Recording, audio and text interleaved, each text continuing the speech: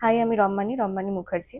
আমার pregnancy journey শুরু হয় লাস্ট সেপ্টেম্বর থেকে। তখন আমি ইউকেতে ছিলাম এবং ইউকেতে থাকাকালীন অবস্থাতেই একটা টাইমের পর আমি ডিটারমাইন্ড হই যে না, আমি আমার ডেলিভারি প্রসিডিওর কলকাতায় এসে করব।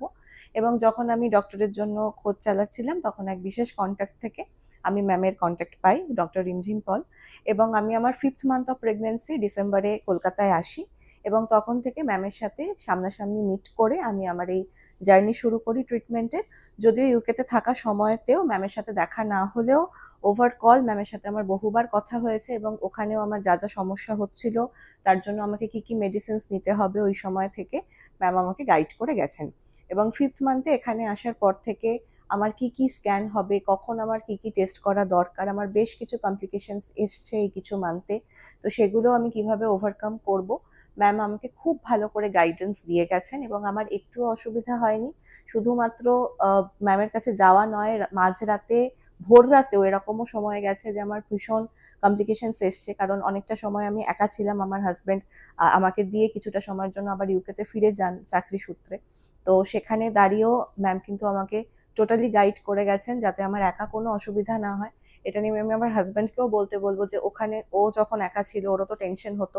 তো ও ম্যামের সাথে যেভাবে কথা বলতো, কতটা হেল্প পেয়েছে সেটা আমি আগে ওকে একবার জিজ্ঞেস করে নেবো। হ্যাঁ, তো I think the great part about doctor Rimjhim is যে মোটামুটি within 2 hours she will reply, যদি না প্রচণ্ড কোনো কাজে ব্যস্ত থাকেন। এবং the replies are very spot on, which is a great trait in her. এবং অ্যাপয়েন্টমেন্টস পেতেও খুব একটা অসুবিধা হয় না। আমরা যদি বিফোর হ্যান্ড ফোন করে, আমি ইউকে থেকেই কল করে ওনাকে বলতাম যে আজকে এরম টাইমে আপনার কি হবে, so if she has a vacant spot she would always say okay চলে আসুন, দেখছি কি করা যায়।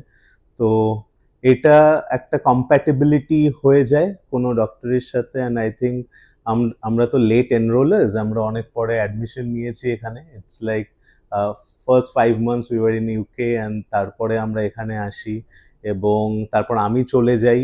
এবং that was a very difficult phase because we were like separated for 8,000 kilometres. এবং ওখান থেকে ডেলি কমিউনিকেট করা, প্রচন্ড মুড সুইংস হয়। যারা যারা নেক্সট কাপলস যারা প্রেগনেন্সি প্ল্যান করছে তাদের বলবো যে স্পেশালি দ্য ফাদার্স, ওয়াইফের প্রচন্ড মুড সুইংস হবে, এমন অনেক কিছু হবে যেখানে মনে হবে যে mental health is drained out, but never never ever shy away from it and just go and consult the doctor. And Dr. Rimjim guided fantastically everywhere, like কি করা উচিত, কোনো সময় যদি মনে হয় যে we might need some counseling, she would do that. She would suggest other doctors to go and have a talk. Sometimes I'll connect over call or video call. তো এই জিনিসগুলো প্রচন্ডভাবে আমাদের হেল্প করেছে because it's a long journey. It's like it's like 9 months, it's like 37 weeks, and for us it was a very different journey যেখানে first half was in UK, the second half was in India.